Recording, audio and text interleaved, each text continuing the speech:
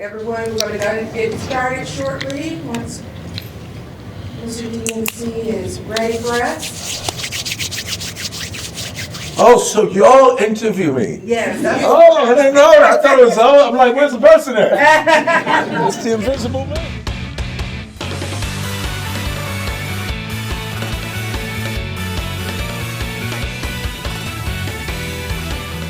The invisible man. That's why I said we're going to give you the presidential treatment. You're getting press room style, the president. No, you're interviewing each of us. Yeah, that's us.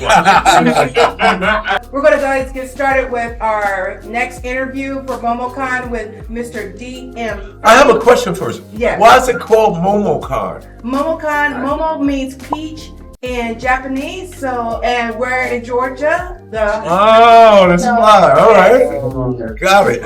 So that's why it's called MomoCon. Gotcha. Love it. All right, and you picked your the outlets for your. Hi, Mark from Blurredography. My question to you is this: MomoCon celebrating 20 years, and you are a main staple here at the con for the last few or so years. I would like to know, what is your favorite memory about MomoCon? Oh, my favorite memory of MomoCon is this. The first year I came, which was 2023, I think. I'm sitting there at my table with my books, and kids, younger kids, keep coming up, and they're asking me, because my logo is the Run-DMC logo without running it, which means Darryl Matthews Comics. So the kids are coming up, about 30 of them all day. What is that? I know that from somewhere. So I don't say nothing. I say, oh no, it's the guy that's making a comment. They go away. So this goes on from like 11 to like 1:30. About 2:30, all 30 of them come back mad at me. Why didn't you tell me you was who you are? This and that, this and that. And then they all get on the phone and call their parents. They go, Mom, guess who's here? This and that. I speak to all the parents, and now the kids is open. Oh, you got a comic book? I love your song Tricky. I love Adidas, this and that. So that was the greatest memory, because there is no such thing as a generation gap. It's a communication, conversation, and participation gap.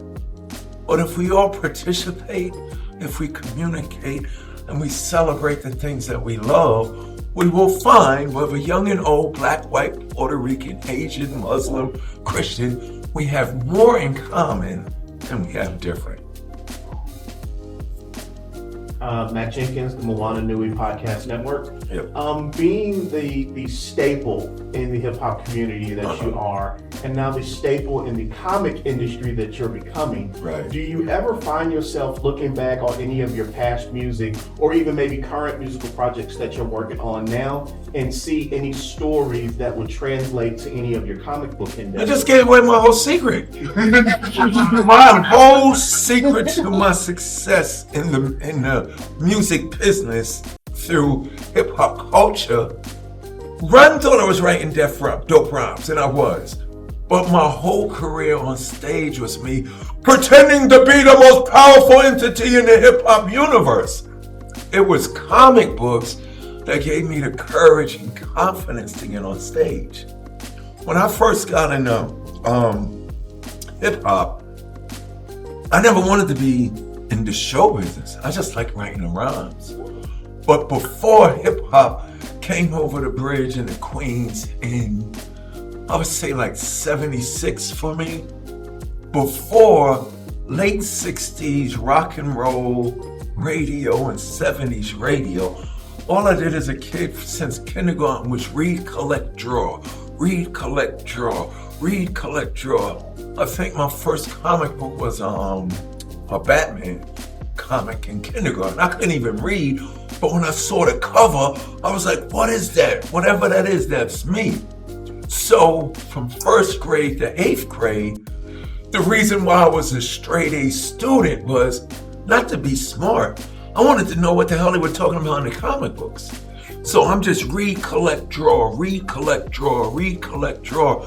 Now this thing called hip hop comes over the bridge, and the first thing with hip hop was, remember the graffiti.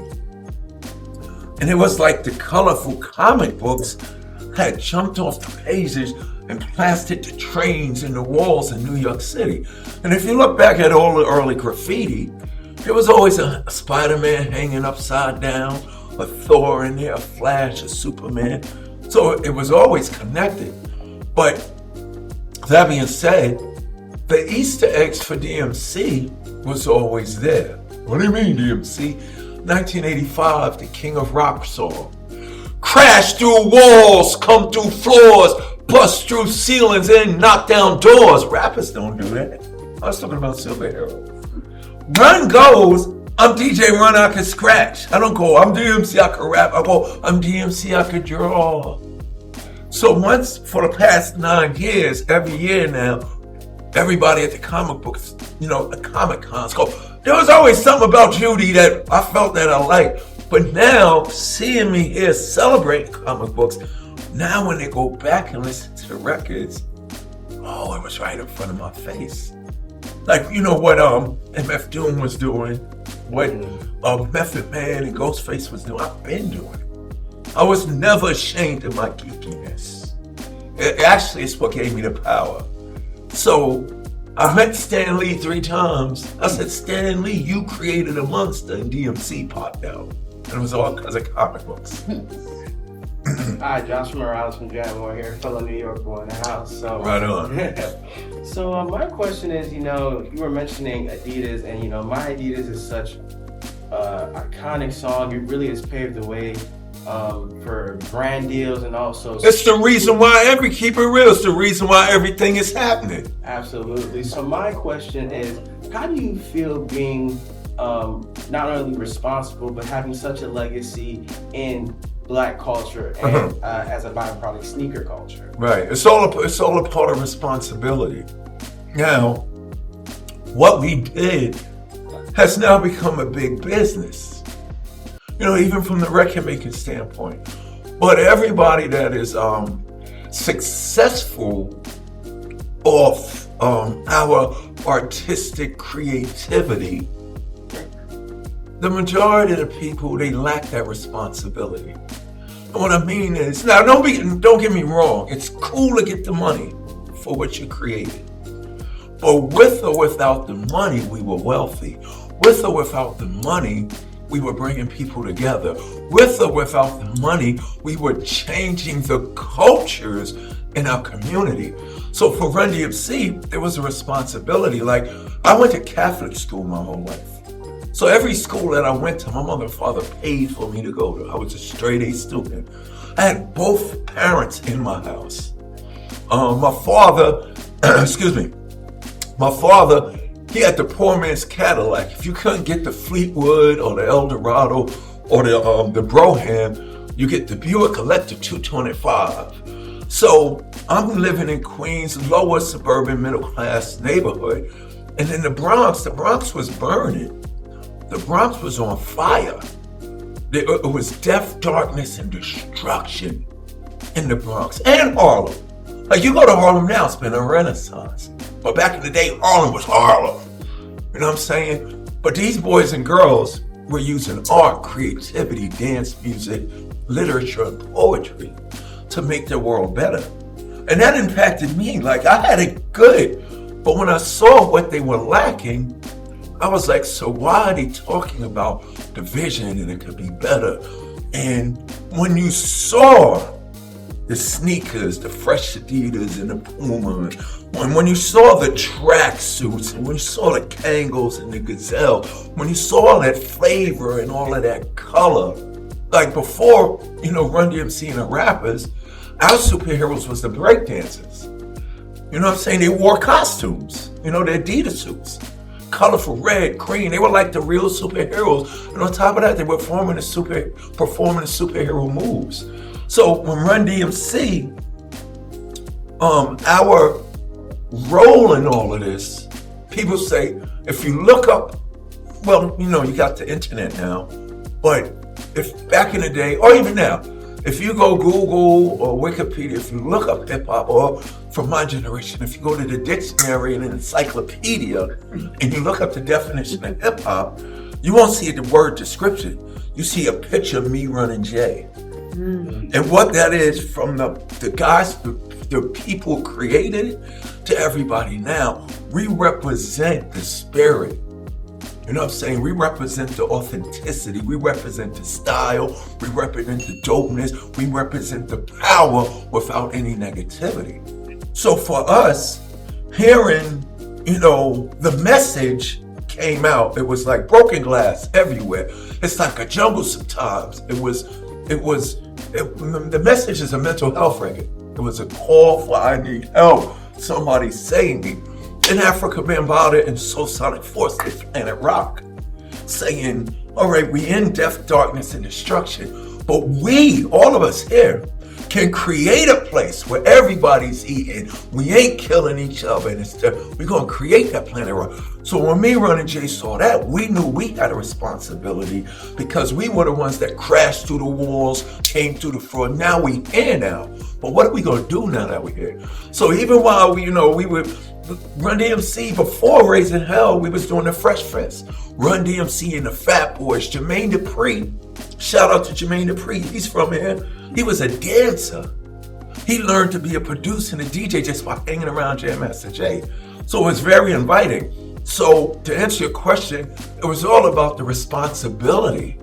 But the beauty of that, it was the art and the creativity coming from a group of people who people thought had nothing, but we had everything inside of us. And the thing that was the catalyst to that, as I sit here before you, all of us, even the elders and the babies that's coming out now, all of us are products of pop culture. As I sit here before you, I'm not just hip hop and rock and roll and Adidas. I'm the Flintstones and the Jetsons. I'm the Munsters and the Addams Family. I'm Star Trek, Space 1999, and Lost in Space. I'm Woody Woodpecker and Bugs Bunny. So I'm a combination of all of that. And it was through our art and our creativity that is the best way to communicate, because it's the arts that succeed where politics and religion fails. I don't care who you are, religion fails us continuously since the creation of the world, and politics fails us, but the only thing that brings us together, black, white, Puerto Rican, young, old, it don't matter, is art, comic books, and music, and museums, and you see how big these food festivals are? That's where our success lies. So when me and Run and Jay saw that, we said, we got a responsibility to keep the reason why hip hop was created alive. Thank you. All right, I'm gonna work this side and I'm gonna come over there. You had your hand up, then I'm gonna do yours. All right. So it's difficult for people, black men, to speak about mental health, but you've talked about your own battles at Lean. Yes, because I'm not ashamed of it. So what gives you the freedom to be so open about mental health? Two things. The first thing is my greatest rhyme, which is an I'm D.M.C. and a place to be. I go to St. John's University, that's a good one. My greatest rhymes is, unless you admit how you feel, whether good or bad, you never heal. Now what that means is, first, stigma exists because people are ashamed. So the second one is, if you remove guilt and shame, you remove the pain. Not the pain of what you're going through, the pain of the ability to deal with what you're going through. I was an alcoholic, suicidal, metaphysical, spiritual wreck who was thinking of killing himself. Then at the age of 35, I found out that I was adopted and a foster kid. And then Jam Master Jay gets shot and killed, and my father Bifer died. So imagine what I was going through. But before that, I was an alcoholic, suicidal, metaphysical. I was drinking to, when I went to therapy and I got out, I was diagnosed with suppressed emotions. So what that meant was I was ashamed of what was going on with me. So that shame pushed me further and further down into the dark catechism of depression. Unless you admit how you feel, whether good or bad, you never heal. I realized something. People love me when I'm telling you how great and powerful I am. I'm the king of rocks. It's all we love you. And in this world, we love the person that says, I feel like I could take on the world today. I feel like I could battle a lion, yay. But as soon as you say, I'm depressed, get away from me, weirdo. Or, I got anorexia, get away from me. But think about it like this. There's nothing wrong with somebody telling you they feel like committing suicide. And I remember I said this in this big health convention, and none of the doctors said I was wrong, but a couple of people who held on and said, how could you say that? They said, no. There's nothing wrong with me. I want you to tell me you feel like committing suicide. Why? If you come to me and say, D, it's 80 degrees in here, I feel hot. Oh, there's some water. And I'm turning the AC on for you. You do something for the person. I can't tell you if it's below 0 outside. Go stand outside. And you can't not say you don't feel cold because you feel cold. What I'm saying about this, when a person says, I feel like committing suicide, there's a reason. There's a person, place, or thing that's making them feel that way. If you come to me and say, I got a toothache, what I'm going to tell you? Oh, it is in this. When I was in 2nd grade, I still wear glasses. I got contacts on right now. But when I was in 2nd grade, my teacher, Miss Peterson, noticed something was wrong with Darryl McDaniels. So I remember that day I'm standing there, I'm just 2 years, I'm in 2nd grade with my comic book. My mother comes to pick me up without hesitation. Miss Peterson says, Miss McDaniels, I think Darryl needs glasses because I notice him squinting. So we all go through life every day with the young people and even older people. You could work with people in your office. How you doing today? And they go, I'm okay. But they're not. So a lot of people are afraid to admit that they're going through something. So me, this hip hop thing had a big purpose in my life. Everybody loved me when I'm telling them D.M.C, son of Byford, brother of Al, Ben as my mother, runs my pal. It's McDaniels, not McDonald's. These rhymes are Darryl's, those burgers are Ronald. I ran down my family tree, my mother, my father, my brother, and me. When I got out of rehab, I come out into the world. Now remember, my partner Run had 10 seasons of a successful reality show, Run's House. Beautiful show, him and his family, his Reverend Run now. From episode 1, season 1, everybody's waiting for the last episode, the finale, because they know D.M.C. gonna show up. D.M.C. don't show up. Okay, we'll wait. Season 2, no D.M.C. So by season 3, the stigma or the perception is, oh, D.M.C. and Run ain't together, this and that, they fighting over money, this and that. No, none of that is true. The reason why Run and D ain't together because Jay's dead. That is a good joke. We will get back together. I ask people this. Run and D.M.C. will get back together when the Beatles get back together. Could that happen? They go, no. But I get out of rehab, and the first thing people do is run up to me. D.M.C. wasn't mad at me. Why wasn't you on Run's House? Which is a great question. Hip-hop is about keeping it real. Well, I was an alcoholic, suicidal, metaphysical, spiritual wreck who just found out that I was adopted and I was a foster kid. Jay died, my father. And I tell them that. That's my truth. Not ashamed of that. Vulnerable, I'm weak, I'm fucked up, I'm not the mighty king of rock that you thought about. But it's so powerful that I speak the truth. And 100% of the time when I do that, when I reveal my worst to a person, they do this. They look around, they check for bugs like the CIA is around, and they look me in my eye. 2 things happen. They go, and they say these words to me and it hurts. I've never told anyone this, D. Me too. So imagine me hearing that. And they're only telling me this because D.M.C, the mighty, admitted it to them. So that means you've been working your whole life, your family, everywhere you go, and you wouldn't tell nobody that because you think about how they're going to think about you. But here's the worst one. I do the same thing. That person looks around, and then it's not them. They go, my mother, my father, my sister, my daughter. So that means I'm working with you every day, and I'm afraid to tell you my daughter's on meth because I'm worried about what you're going to think about me. When I started revealing that to people, and everybody I revealed that truth to, they all went and got help. Because now it's cool to go get help. And here's the mind-blowing thing. Everybody looks at the superpower of the superheroes and stuff like that, not realizing that all of it, a little kid told me that, the aliens too, all the superheroes are traumatized. They all come from traumatic.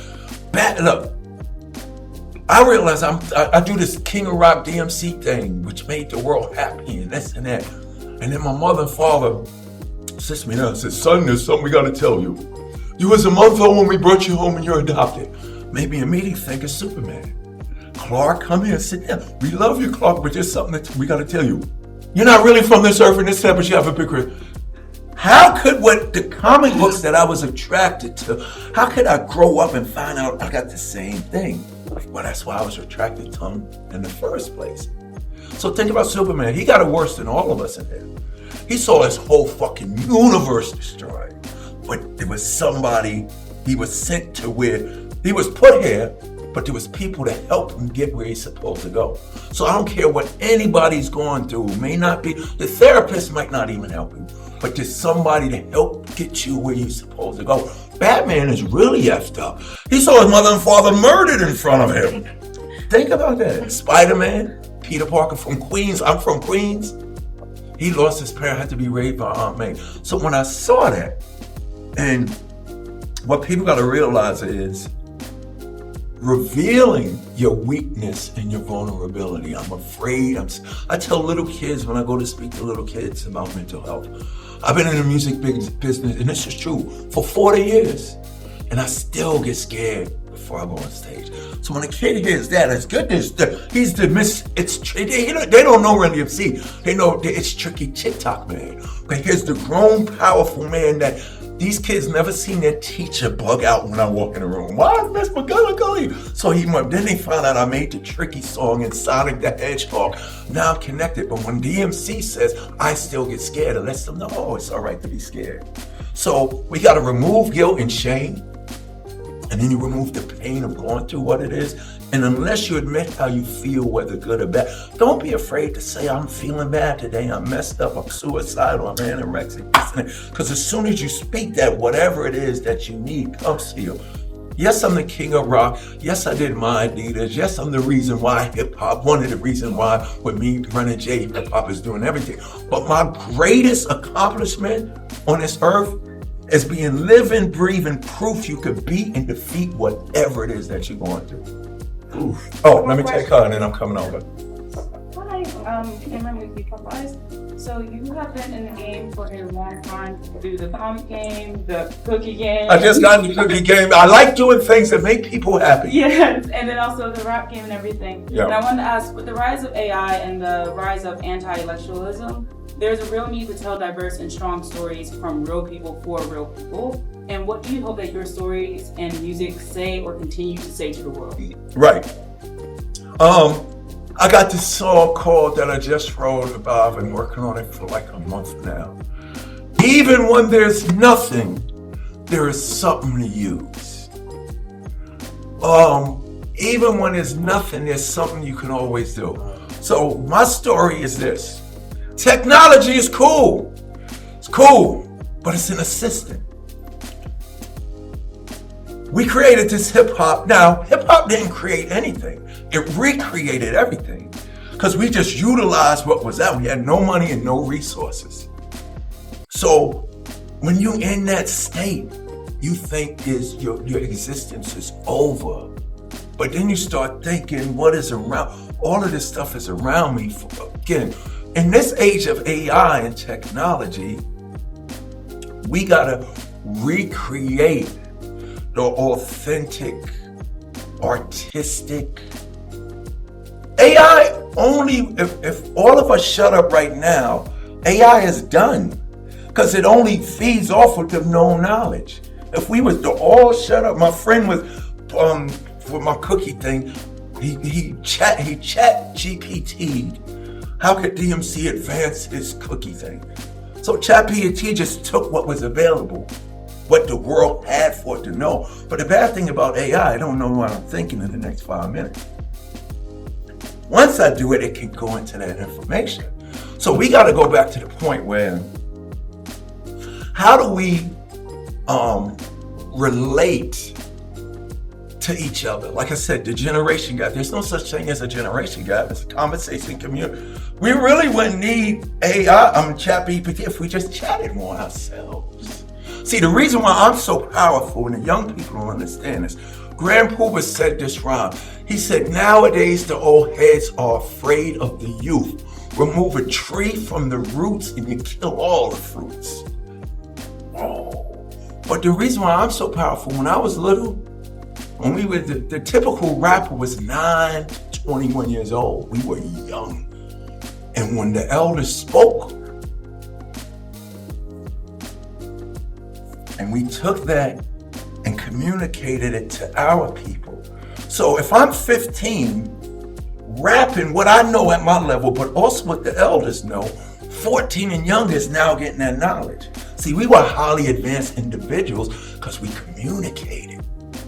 And the elders, even the bad elders, if they saw you had potential to be great in knowledge and change your position, hip hop today is come smoke, come kill, come have sex, come take the woolly and all the drugs. But back in the day, the gangsters, if the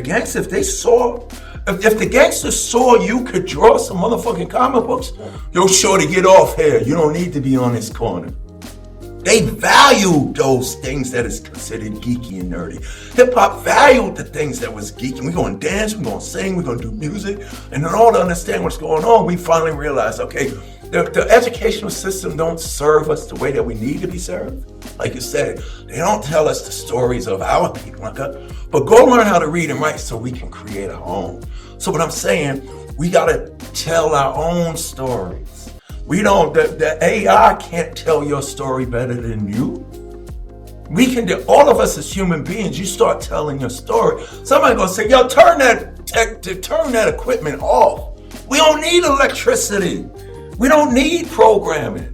Because why? We are living, breathing experience. So what I'm trying to say is, technology is an assistant. But even talk to the DJ. The only thing that's beautiful about the digital technology for a DJ is I can have all the records that's in my basement right here and just load in a hard drive.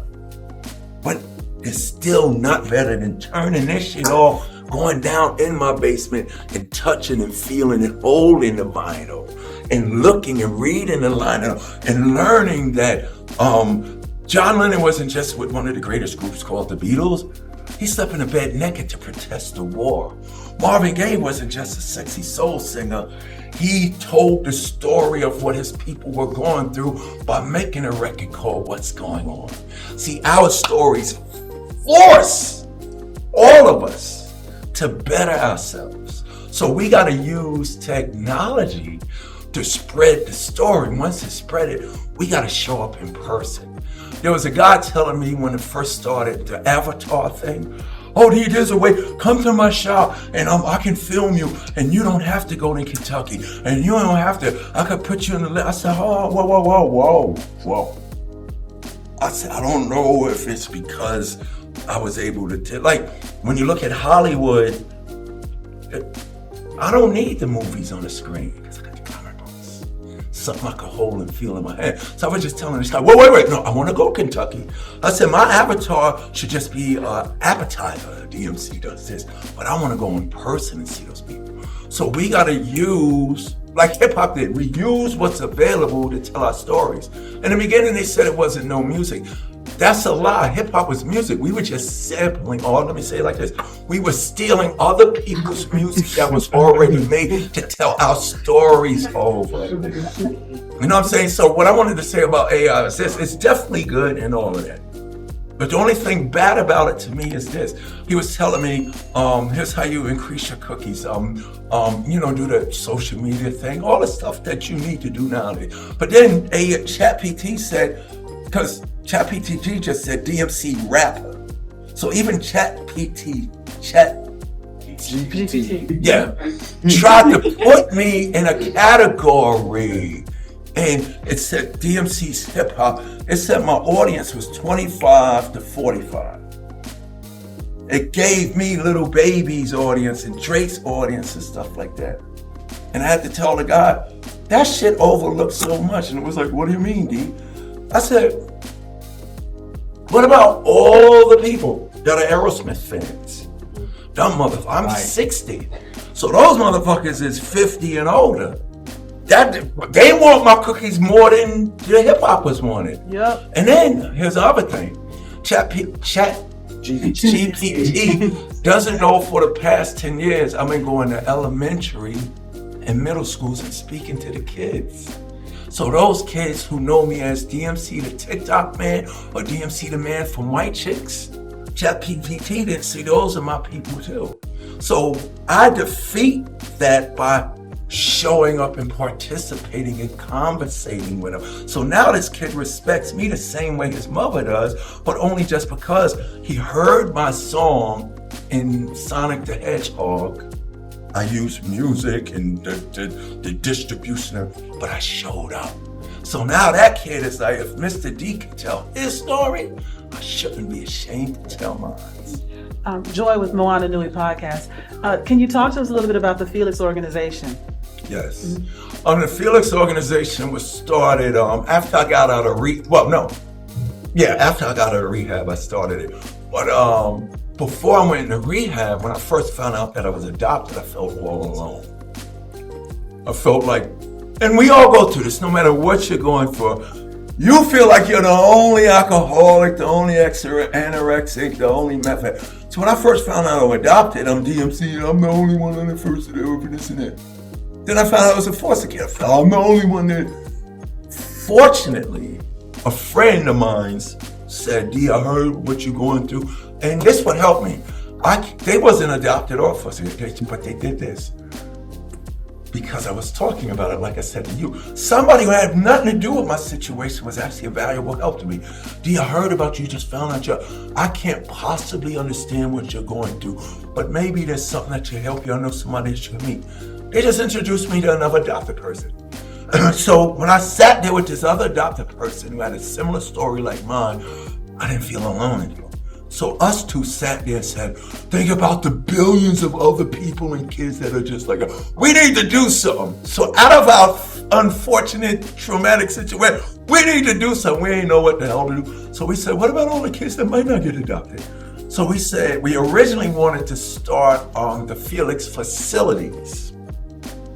Put Felix facilities in every state in the United States for young foster kids from when they're babies up until when they age out.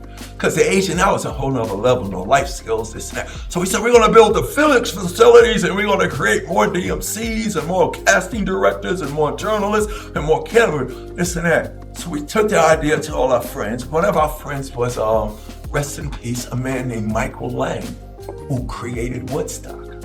So Sheila was a friend. If he could put Woodstock on and make history, he's gonna help us do the Felix. So we go to Michael and he goes, that's a great idea, but you need to start smaller. So he said, why don't you just start with a sleepaway camp? Oh, we didn't think about that. He said, no, that's all right. Do create a camp where the kids can go see other kids like them with the label foster, but it's just the title of your situation, it's not you. But while they're there, we do this at the camp. What do you want to be? I want to be a DJ. So for the whole week, Jam Master Jay's son will come and give you DJ. I want to be a dancer. The New York City of Dance will come the whole week and give you dance lessons. I want to be a photographer, professional photographer. So whatever it is, it came out of need for this. To tell the young people, just like me. My mother and father, I was a foster kid first, but they decided to adopt me. And my brother, who is my mother and father's biological son, said this what happened. They were always bringing foster kids in, and the foster kids get their kids back with the family. But sometimes that don't happen. So all the other kids that my mother and father were foster kids were reunited with their families. Nobody came back to get me. So my brother said, my mother and father was standing up 5 years old playing with my G.I. Joes and comic books. And my brother says, my mother goes, just like this, Byford. And it's funny, like I'm a pet. What are we gonna do with this one? My father said, you know what? I think we will adopt this one because you never know. He might grow up and do something good in him. So we created the Felix organization to give kids the opportunity to be the people they were put here to be, regardless of what they're going through. And we started, next year is our 20th year anniversary. You, and then you. Oh, sir. Yes. Carnell from Carnell Hollow Pictures. I'm curious where your head's at as far as who you think should play both in animation and live action DMC. Oh, wow, that's a great question. Which, hey, that's my son back here. He's like, okay, yep. He's like, me. Yeah, wow, that's a great question. To play the live action and in the animation, I'm currently, working with Chase Conley on something, which is a huge blessing. Oh, the live action, I'm like, depending on the age thing, if I had to pick somebody, everybody said it should be Chance the Rapper. Cause he looks like me. Okay. And he had redone the Christmas in Hollis video for Saturday Night Live about maybe 10 years ago. And he called me to play his father, because he said, D, everywhere I go, people say I look like you and stuff like that. But I'm currently working on an animated. We want to do animation first. Yeah. Books, animation, and then live action. Lady Okiloki, you said that you met Lee a few times. Yeah. So I was just curious. Yeah. So with your comic, who is your favorite superhero for Chant? In my comic? No, just Oh, just in general, I can easily answer that. My whole career, in addition to just pretending to be the most powerful entity in the hip-hop universe, and what's crazy about that, it happened. I'm this geeky little Kurt. I don't want to be the king of rock. I want to be the king of rock. When I walk the world now, Jay-Z, Nicki Minaj, yo, what's up, king? And then I laughed to myself and said, I was just playing, but was I? Pretend. Pre means before. I was preparing myself for what I really was. I thought I was just joking. You know, imagination, make believe. Make believe is real. Make the world believe it's that. He called me the king of rock. I was in a room with Chris Cornell, rest in peace. John Fogerty. Who else was there? Tom Morello. Chuck D. Who else was there in the room? Tom Petty. And I walk in the room, and these rock stars, yo, what's up, king of rock? And they serious. So to answer your question, my whole career, it wasn't a hip hop thing where you shout out your neighborhood and rep your neighborhood. I was shouting out Queens because I couldn't believe Peter Parker comes from Queens like me. Peter Parker from Queens, so with Spider-Man. Wow, he was a geeky, awkward, nerdy, smart-ass kid. When I saw Spider-Man from Queens, it was real to me. I said that I could relate to that. So 100% Spider-Man. And then add to your question, what the aunt may tell him, with great power comes Great responsibility. See, hip-hop would be real different now, even if the rappers that do rap about guns and drugs like that, it would be much better. Not for the music entertainment business, that's going to do what it's going to do, but their communities would improve if the rapper that raps about guns and drugs forces his label to put his next single in hot rotation with negative record every 20 minutes. And you know what radio programming? Like when I meet radio programmers now, I say, oh no, I'm staying away from it. It's telling you I'm a radio programmer, programming listeners. Hip-hop, real hip-hop is this. I'm going to talk about my gun, but my very next single and record and video, who I want to market and plan behind, and we're going to force this down people's throat, is my record about not using the gun.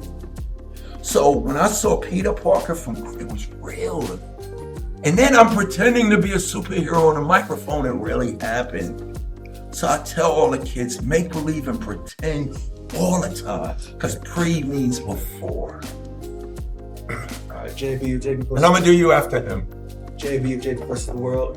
It's an honor to meet you. Thank you. Hip hop legend, established. You could, from what you've done, you could coast off that for the rest of your days. But then you decided, you know what? I'm gonna pivot. I'm gonna change lanes, and I'm gonna do this, and not just do it, but keep it going. And now, you're recognized and you're elevated in the comic book space. What made you want to do that from what you were doing? Because you didn't have to. Yeah. and now you're here? That's the best question ever. Because then that's how we all connected. So, I go to a music meeting. My manager brother was shopping an artist. This is like in the early 2000s, 10 years ago. So he calls me up, D, I never asked you to do anything for me. I need you to get me a meeting at one of these labels I got an artist. Because his thing is, if I call, I'm never getting a meeting.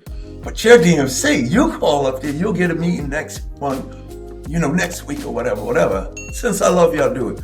So I call up Warner Atlantic in New York City. True story. Hey, hello, I'm D.M.C of Run-DMC, Darryl McDaniels. I have an artist I want some. Who? D.M.C, hold on. So I guess the person on the phone is telling the office, D.M.C from Run-DMC, make sure it's him. Is this Darryl McDaniels? Yes, it's me. Hold on. Okay, what do you want? I have this artist that I'm shopping. I want to know, can I bring it up to him? Because it's different now. That don't happen no more. In my generation, you call a record company, you make an appointment like going to the dentist. And you go sit in the lobby and they call you in and out. People that come out smiling got a deal. You come outside and get it. So they don't even do that no more because they look for likes and they look for social, and all of that stuff. So I call up there and I guess, I have this, hold on. I guess the person wants somebody. So somebody in the office said, he can come up right now and meet me. You can come up right now. Whoa, I thought it was gonna be come next Tuesday. So I go up there.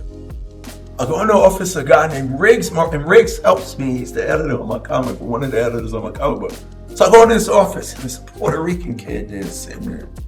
Riggs Morales, who was Eminem's A&R for the rise of the Shady Records empire.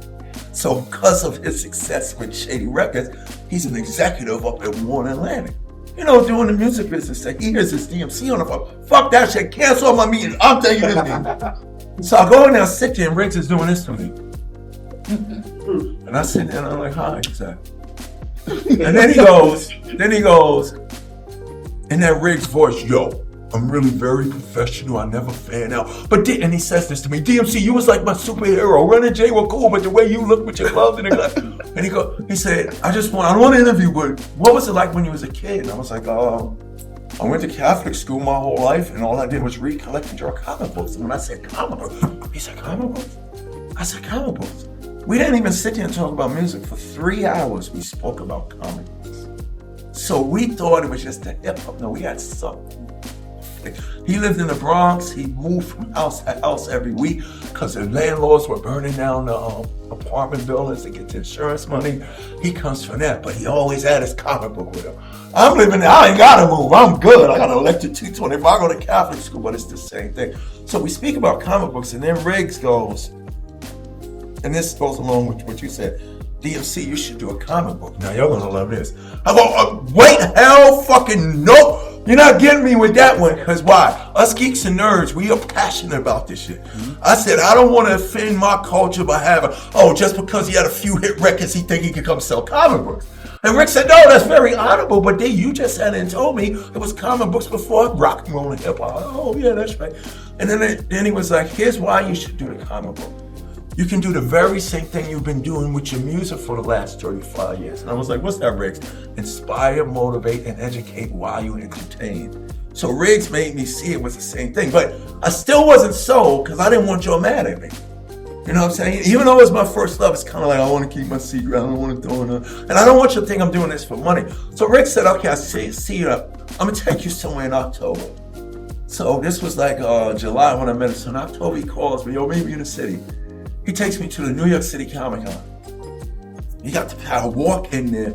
And it was like, when Iron Man, Tony Stark does it, the suit comes to him. I walked in New York Comic Con and the Flintstones in my car. The Godzilla, everything came on me like armor. And I said, Riggs, I'm in.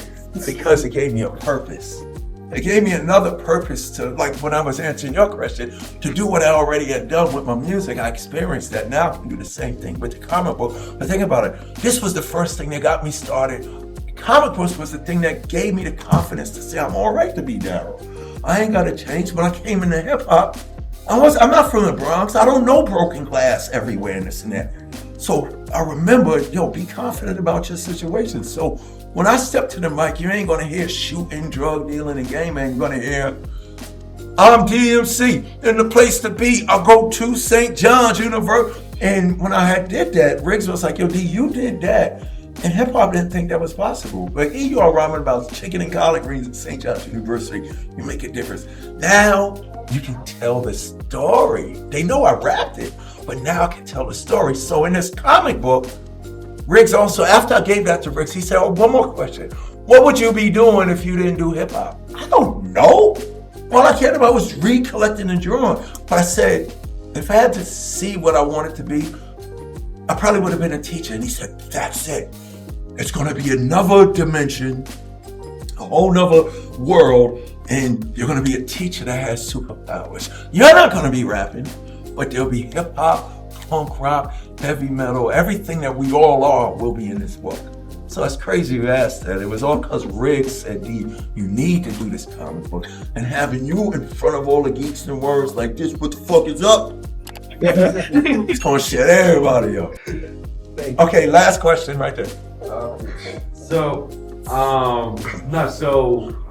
first off, thank you for all this. This was a wonderful time. Thank you. But one thing I want to ask, as a fellow lover of pop culture, is when it comes to just like the origins and when it comes to your music and your comics and stuff like that, who would you say, just for a fun one, who would you say as the king of rap and everything, who are two characters, different characters that you would feel really inspire you most in pop culture to do what you do? Oh, probably I could relate to Peter, but most likely Captain America is my favorite book to read, because it's funny, all my situations creatively match me being adopted and finding out later, stuff like that. Had to be Captain America. Why? In this day and age of hip hop, dude, I feel like I was frozen. I woke up and shit has changed and they're trying to get me to change. What I like about Cap is he sticks to the core valuable of not what he was, but what he is. So me coming into now, you know what I'm saying? I gotta tell kids, old school isn't a time period. It was a consciousness. So if I had to say, who is D.M.C. at this age? And I feel like him because I'm 60, but I'm still out here kicking ass, you know what I'm saying? It's like, to these young bucks, I could do this all day. And I tell these kids in school, I say, don't worry about I tell the kids, don't worry about your 16, 17, 18-year-old, 19-year-old, 20, 21, and 5 MC that's battling you. You got to worry about the 60-year-old man that been doing it every day. The more you do something, the better you get. And y'all know that. So it's definitely Captain America, because I'm not going to change what I am to fit into this industry, because everything that I'm doing is old. So what I was going to say is, I tell kids, don't call me old, man. You better rephrase it. Call me eternal. Your favorite rapper in the last 5 years is old. And another thing that I can nobody want to hear that. Think about all of these highly successful rappers, but you know you ain't messing with Kane. You know you're going to go see Slick Rick and get a great show. You know you're going to see PE, and PE is just an anomaly, because you go to a PE concert, it's all white people shouting, fight the power, and Malcolm and all of that, because the black people think it's not cool. But the white people understand what Chuck is saying. We need to fuck up and unify. So for me, it's definitely Captain America. On the end that I had this one kid, I'm speaking, and one kid, you know, the smart comedian guy, he's, yo, Run-DMC is cool, but y'all old school motherfuckers is over. Like that. And the kids start laughing, you know, and I go, thank you. And he gets real quiet. So he was trying to this. But your words are a powerful thing. What are you saying thank you for? I said, because you just said something that I am. And what do you mean? You're over? I said, yeah. I just came over from Japan last week. Asked my manager, I'm getting ready to go over to Singapore. You see the scene of the kids like, whoa. I said, y'all don't see me on MTV or hear me on the radio, but I probably do 250 shows a year. I'm still doing, at 60, everything. Comic books, eating cookies and ramen, writing rhymes and rhyming in front of people for the joy. But I'm still doing at 60 the very thing I was doing when I was your age. So my question to you, what are you going to be doing? Where do you see yourself already for the speeches? Captain America.